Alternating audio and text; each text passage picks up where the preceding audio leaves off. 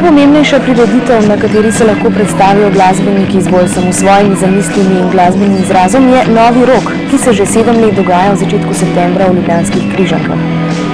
Izkazalo pa se je, da pomeni ta nastop skupinam namesto resnega začetka konec glasbene kariere. Največkrat zaradi premajhnih možnosti, da bi svojo ustvarjalnost predstavili širši javnosti.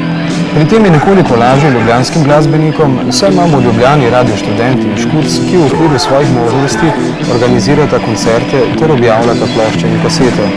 Zato smo se odločili v današnji oddaji predstaviti alto rockerje, ki živijo in delajo zunaj slovenskega glavnega mesta.